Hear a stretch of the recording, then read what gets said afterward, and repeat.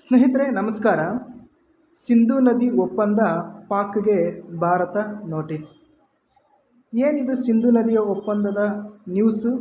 ಈ ಸಿಂಧೂ ನದಿ ಒಪ್ಪಂದದ ಹಿಂದಿರುವ ಕಥೆ ಏನು?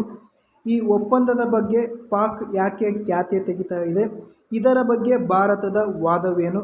ಈ ಎಲ್ಲ ಪಾಯಿಂಟ್ಸ್ಗಳ ಬಗ್ಗೆ ಇವತ್ತಿನ ಒಂದು ವಿಡಿಯೋದಲ್ಲಿ ತಿಳ್ಕೊಳ್ಳೋಣ. ಸ್ನೇಹಿತರೆ, ನಮ್ಮ ಚಾನಲ್ಗೆ ಇನ್ನೂ ಯಾರು ಸಬ್ಸ್ಕ್ರೈಬ್ ಮಾಡಿಕೊಂಡಿಲ್ಲ, ಚಾನಲ್ ಸಬ್ಸ್ಕ್ರೈಬ್ ಮಾಡ್ಕೊಳ್ಳಿ. ವಿಡಿಯೋ ಇಷ್ಟ ಆದರೆ ಲೈಕ್ ಮಾಡಿ ಹಾಗೂ ನಿಮ್ಮ ಫ್ರೆಂಡ್ಸ್ಗೂ ಕೂಡ ಶೇರ್ ಮಾಡಬಹುದು. ಸಿಂಧೂ ನದಿ ಒಪ್ಪಂದ ಪಾಕ್ಗೆ ಭಾರತ ನೋಟಿಸ್. ಸಿಂಧೂ ನದಿ ನೀರು ಹಂಚಿಕೆ ಒಪ್ಪಂದವನ್ನು ಮರುಪರಿಶೀಲಿಸುವ ಕುರಿತು ಪಾಕಿಸ್ತಾನಕ್ಕೆ ಭಾರತ ನೋಟಿಸ್ ನೀಡಿದೆ. ಒಪ್ಪಂದವನ್ನು ಪುನರ್ ಪರಿಶೀಲಿಸುವ ಅಗತ್ಯವಿದೆ ಎಂದು ಭಾರತ ಪ್ರತಿಪಾದಿಸಿದೆ. ಒಪ್ಪಂದದ ವಿಧಿ 12 ಉಪವಿಧಿ 3ರ ಅನ್ವಯ ಆಗಸ್ಟ್ 30ರಂದು ಈ ನೋಟಿಸ್ ಜಾರಿ ಮಾಡಲಾಗಿದೆ ಎಂದು ಕೇಂದ್ರ ಸರ್ಕಾರದ ಮೂಲಗಳು ತಿಳಿಸಿವೆ. ಜನಸಂಖ್ಯೆ ಹೆಚ್ಚಳ, ಪರಿಸರ ಸಂಬಂಧಿ ಸಮಸ್ಯೆಗಳ ಉಲ್ಬಣ ಹಾಗೂ ಗಡಿಯಾಚೆಗಿನ ಭಯೋತ್ಪಾದನೆಯಿಂದ ಆಗುತ್ತಿರುವ ಪರಿಣಾಮಗಳಿಂದಾಗಿ ಒಪ್ಪಂದವನ್ನು ಮರುಪರಿಶೀಲಿಸುವ ಅಗತ್ಯವಿದೆ ಎಂದು ಭಾರತ ಅಭಿಪ್ರಾಯಪಟ್ಟಿದೆ. ಸಿಂಧೂ ನದಿಯ ಒಪ್ಪಂದದ ಹಿಂದಿನ ಕಥೆ ಏನಿದೆ ನೋಡಿ. ಪಶ್ಚಿಮ ಟಿಬೆಟ್ನ ಕೈಲಾಸ ಪರ್ವತದಲ್ಲಿ ಹುಟ್ಟುವ ನದಿ ಕಾಶ್ಮೀರ ಭಾಗವನ್ನು ಹಾದು ಪಾಕಿಸ್ತಾನ ಪ್ರವೇಶಿಸಿ ಕರಾಚಿಯಲ್ಲಿ ಅರಬ್ಬಿ ಸಮುದ್ರವನ್ನು ಸೇರುತ್ತದೆ. ಈ ನದಿಯಲ್ಲಿ ರಾವಿ, ಬಿಯಾಸ್, ಸಟ್ಲೇಜ್, ಜೇಲಂ ಹಾಗೂ ಚೆನಾಬ್ ಸೇರಿದಂತೆ ಹಲವು ನದಿಗಳು ಮತ್ತು ಉಪನದಿಗಳು ಹುಟ್ಟಿಕೊಳ್ಳುತ್ತವೆ. ಭಾರತ ಮತ್ತು ಪಾಕಿಸ್ತಾನ ವಿಭಜನೆಯಾದ ಮೇಲೆ ಸಿಂಧೂ ನದಿ ನೀರು ಹಂಚಿಕೆಯ ವಿಚಾರವಾಗಿ ಸತತ 9 ವರ್ಷಗಳ ಕಾಲ ಮಾತುಕತೆ ನಡೆಯಿತು. ಅಂತಿಮವಾಗಿ ವಿಶ್ವ ಬ್ಯಾಂಕ್ ಮಧ್ಯಸ್ಥಿಕೆಯಲ್ಲಿ 1960ರ ಸೆಪ್ಟೆಂಬರ್ನಲ್ಲಿ ಭಾರತ ಹಾಗೂ ಪಾಕಿಸ್ತಾನದ ನಡುವೆ ಸಿಂಧೂ ನದಿ ಒಪ್ಪಂದ ಏರ್ಪಟ್ಟಿತ್ತು. ಒಪ್ಪಂದದಲ್ಲಿ ಭಾಗವಹಿಸಿದವರು: ವಿಶ್ವ ಬ್ಯಾಂಕಿನ ಅಂದಿನ ಅಧ್ಯಕ್ಷ ಯೂಜಿನ್ ಬ್ಲ್ಯಾಕ್, ಭಾರತದ ಪ್ರಧಾನಿ ಜವಾಹರ್ಲಾಲ್ ನೆಹರು, ಪಾಕಿಸ್ತಾನದ ಅಧ್ಯಕ್ಷ ಅಯೂಬ್ ಖಾನ್. ಸಿಂಧೂ ನದಿ ಹಾಗೂ ಅದರ ಉಪನದಿಗಳಾದ ರಾವಿ, ಬಿಯಾಸ್, ಸಟ್ಲೇಜ್, ಜೇಲಂ ಹಾಗೂ ಚೆನಾಬ್ ನದಿಗಳ ನೀರಿನ ಬಳಕೆ ಹಾಗೂ ಹಂಚಿಕೆಯನ್ನು ಈ ಒಪ್ಪಂದ ವಿವರಿಸುತ್ತದೆ. ಒಪ್ಪಂದದಲ್ಲಿ ಏನಿದೆ? ಸಿಂಧೂ ನದಿಯ ಒಪ್ಪಂದದಲ್ಲಿ ಏನಿದೆ?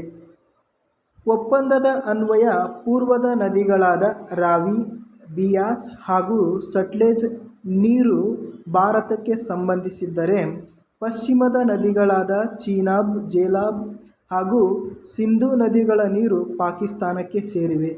ಆದರೆ ಪಾಕಿಸ್ತಾನಕ್ಕೆ ಹಂಚಿಕೆಯಾಗಿರುವ ಸಿಂಧೂ, ಚೆನಾಬ್ ಹಾಗೂ ಜೇಲಂ ನದಿಗಳ ವ್ಯಾಪ್ತಿಯಲ್ಲಿ ಜಲವಿದ್ಯುತ್ ಯೋಜನೆಯಂತಹ ಕಾಮಗಾರಿಗಳನ್ನು ನಡೆಸಲು ಒಪ್ಪಂದದಲ್ಲಿ ನಿರ್ಬಂಧವಿಲ್ಲ. ಜಲವಿದ್ಯುತ್ ಸ್ಥಾವರ ನಿರ್ಮಾಣ, ಪ್ರವಾಹ ನಿಯಂತ್ರಣ ಹಾಗೂ 150 ಟಿಎಂಸಿಗೂ ಅಧಿಕ ಪ್ರಮಾಣದ ನೀರನ್ನು ಶೇಖರಣೆ ಮಾಡಲು ಭಾರತಕ್ಕೆ ಅವಕಾಶವಿದೆ. ಆದರೆ ಭಾರತ ಈವರೆಗೂ ಯಾವುದೇ ರೀತಿಯ ನೀರನ್ನು ಶೇಖರಣೆ ಮಾಡಿಲ್ಲ. ಪಾಕ್ ಖ್ಯಾತೆ.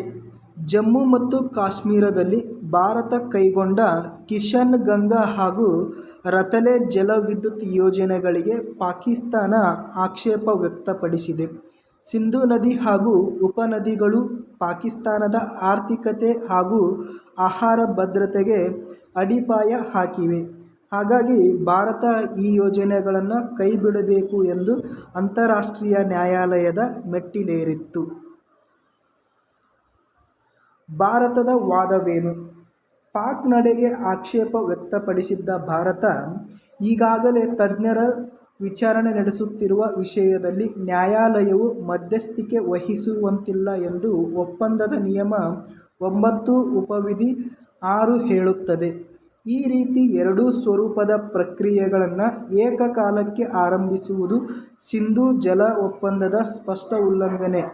ವಿಶ್ವ ಬ್ಯಾಂಕ್ ಮಧ್ಯಸ್ಥಿಕೆಯಲ್ಲಿ ಸಿಂಧೂ ಜಲ ಒಪ್ಪಂದ ಏರ್ಪಟ್ಟಿದೆ ಎಂದ ಮಾತ್ರಕ್ಕೆ ವಿಶ್ವ ಬ್ಯಾಂಕ್ ಪರಮಾಧಿಕಾರವಲ್ಲ.